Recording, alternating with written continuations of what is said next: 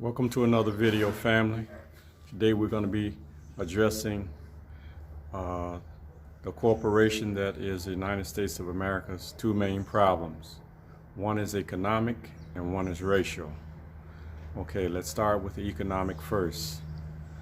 The economic problem is that 1% of the population of America owns 90% of the wealth, and 87% of that wealth is locked into New York's Wall Street, the stock and bond and futures markets, and the Chicago Mercantile Exchange.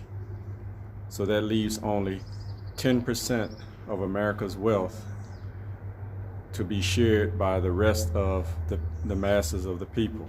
And this creates a massive problem, a massive inequality problem in the United States of America. And the only way this economic problem can be resolved is one of two ways.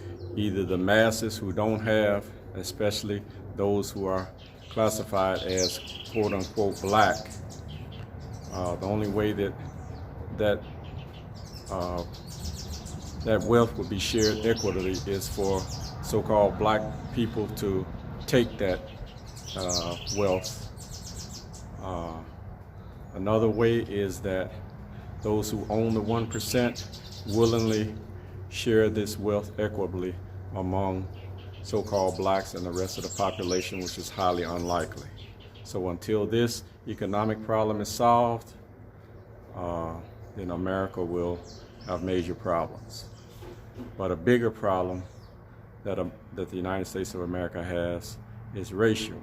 And by that, those who the nation is calling negroes, black Americans, coloreds, and so-called African Americans are really the chosen people of Israel. And so because of this, America's debt is growing, both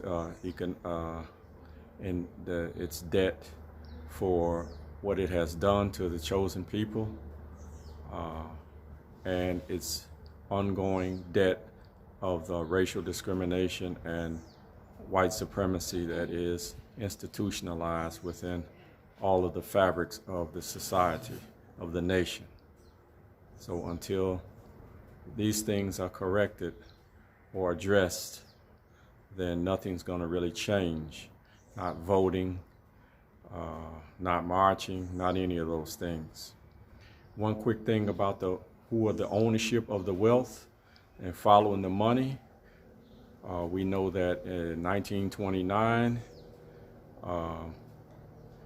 the Vatican was granted restitution for the fascist Mussolini government taking control over Rome, and so the Vatican, the Jesuits, were paid off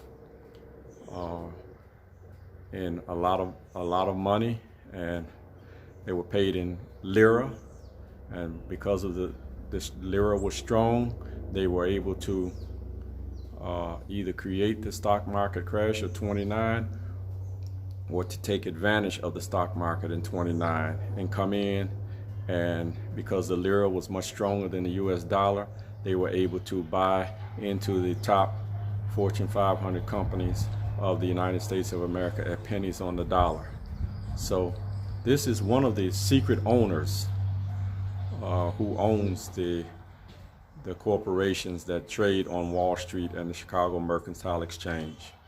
And these people have no desire or interest to share that wealth with the masses of the people of the United States of America, especially so-called quote-unquote black people.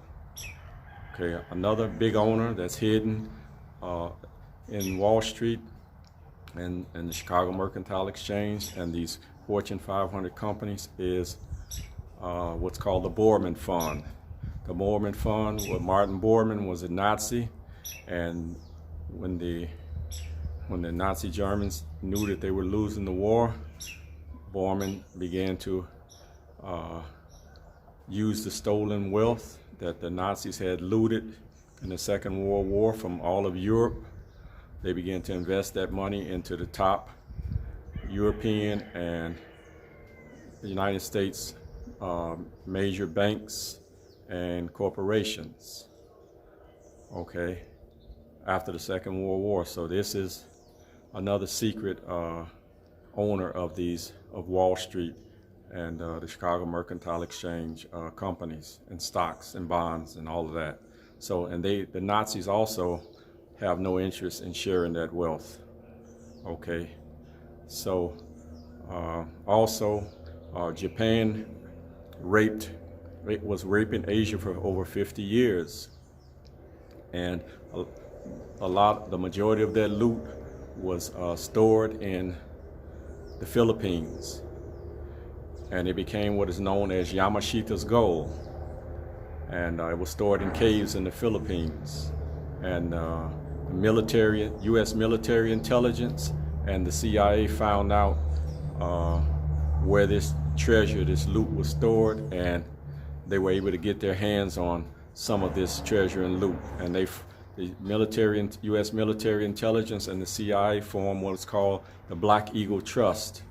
And with this trust, based on some of this loot that they had stolen from Philippines, they were able to use these funds to fund their so-called covert black ops operations and destabilizing nations all over the world, okay, and also, of course, to enrich themselves. So, United States of America, which is a corporation, has many, many problems that won't be solved until many of these issues are addressed and dealt with. Okay, I hope you enjoyed this video. If you like to see more videos like this, please comment below. Also, if you like the video, press the like button. If you haven't subscribed, hit the subscribe button. If you're new to the channel, welcome. If you're an old viewer, thanks for viewing this video. With that, I'm going to say have a nice day and shalom.